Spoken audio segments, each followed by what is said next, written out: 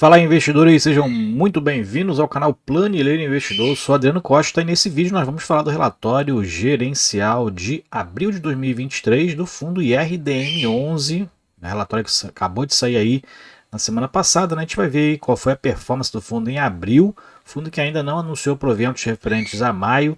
Então a gente vai ver qual foi essa performance, tá? Então fique conosco se você gosta desse tipo de assunto, FIF, Agro, EF Infra, é o principal assunto aqui no canal. Se inscreva aí, ative as notificações, deixe o seu like, é muito importante aqui pra gente, tá? E esse relatório eu vou deixar na descrição do vídeo também, o nosso link do grupo do Telegram. Se inscreva lá, tá? E converse com os investidores em curta distância. Vamos lá então. Relatório do IRDM11, fundo que investe na sua essência, principalmente, né, preponderantemente, em CRIs, mas tem aí um percentual elevado de outros fundos na carteira e por isso também eu classifico ele como um fundo de fundos indiretamente, né? Então, para quem não quer investir somente em fundo de fundos, tem esse tipo de fundos de CRI que tem uma parcela boa aqui de investimentos e diversificada, a gente vai ver no relatório de FIIs na carteira.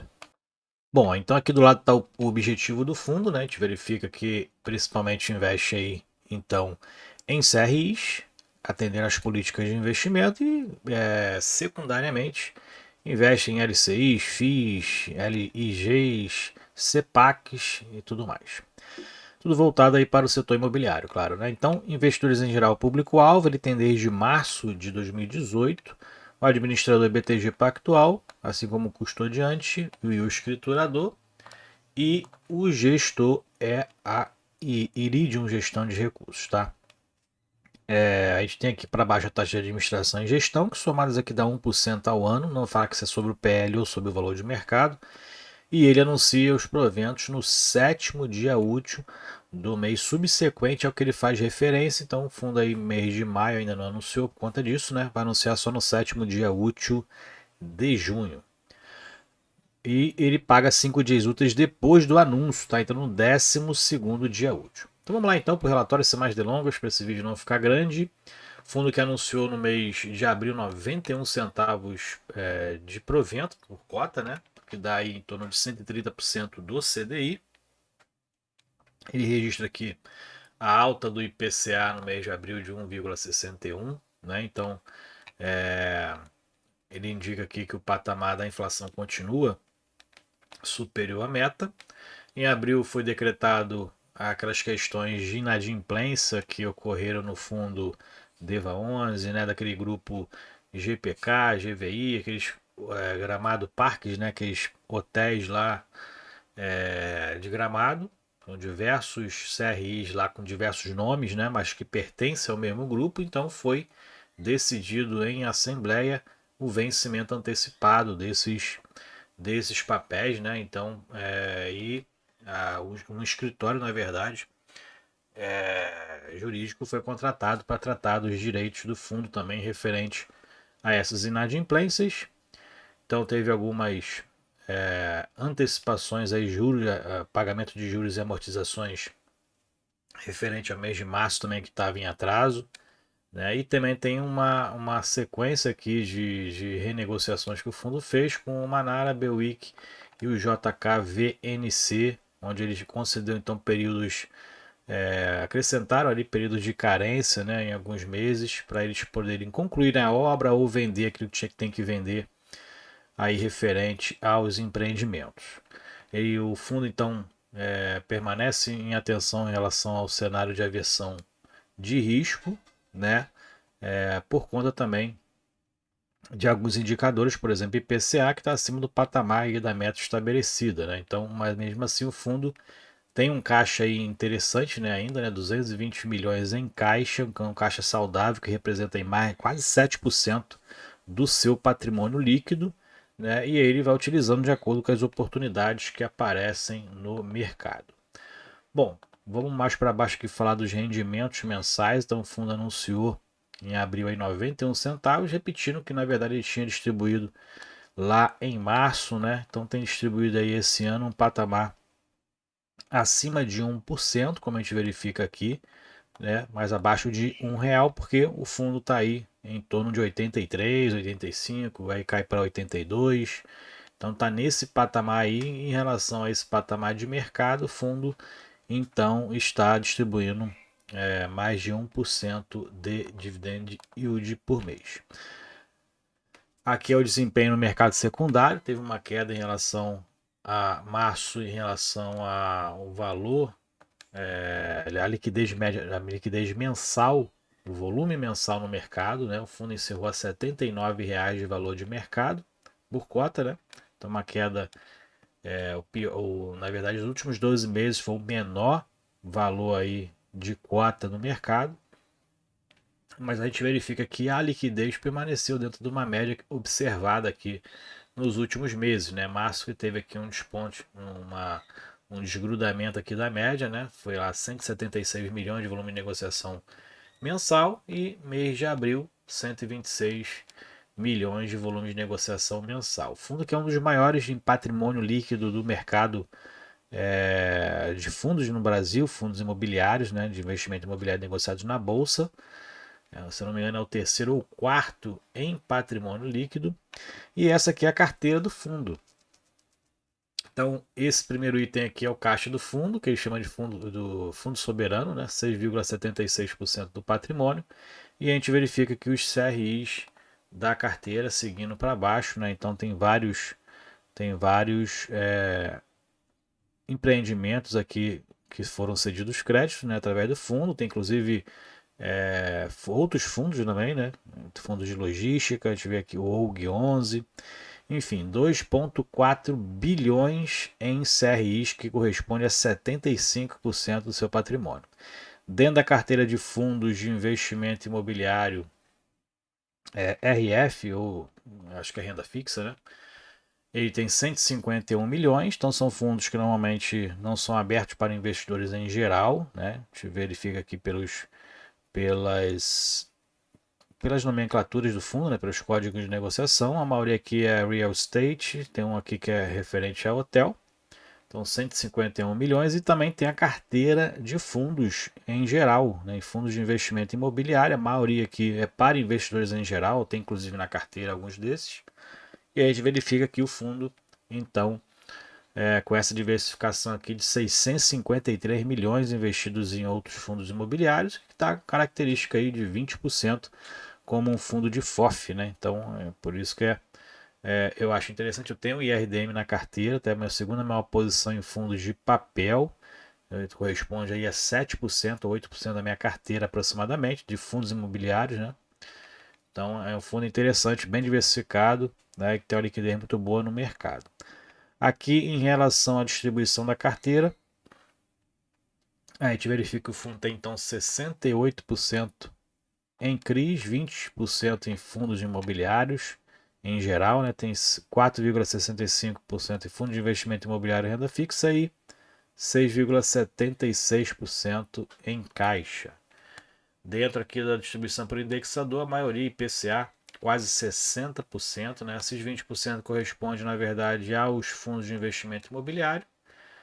E em relação ao CDI+, né? Quase 10% aqui da carteira. Vamos seguindo então aqui para baixo, a gente vai verificar a distribuição por setor. Real estate é o principal, 42, quase 43% aí no setor de ativo real. Papel, energia, governo, então tem vários aqui segmentos, mas mais alocado realmente em real estate. Aqui a gente verifica a distribuição por indexador e a taxa média, né? Então IPCA mais 8,5%. Então é quase um fundo high yield, né?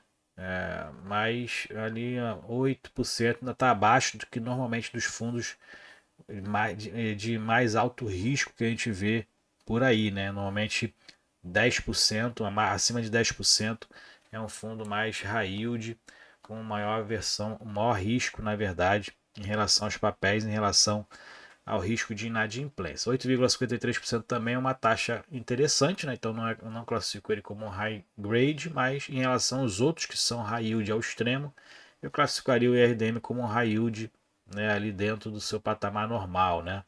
Não é high yield ao extremo. Bom, aqui movimentações do mês, a gente verifica que o fundo comprou alguns CRIs, vendeu alguns FIIs, né? Então a gente verifica que a compra de 4 CRIs aqui diferentes, né? Que já tinham na carteira, o fundo já tem esses na carteira, então comprou aí complementando o que já tinha, dentro das taxas aqui ponderadas abaixo de 10%. Aqui a gente verifica as vendas dos fundos, né? Então vendeu Deva, por exemplo, deve ter vendido com prejuízo, né? Assim como o VSLH11, mas deve ter vendido com um lucro interessante aqui no Serra Verde e no XPML11, né? Então provavelmente vendeu esses fundos aqui, o VSLH e o Deva, para compensar o lucro e não pagar imposto de renda, né? Então também tem essa tática aí para não se pagar imposto de renda dentro do ganho de capital. Aqui é os eventos adicionais que ocorreram, então foram as compras, aqui tem as inadimplências, né? Os pagamentos antecipados que a gente falou lá em cima, concessão de carência para esses daqui de baixo, BWIC, Manara, JK, VNC. Então faça depois a leitura mais detalhada desse item, tá bom? Aqui a demonstração de resultado.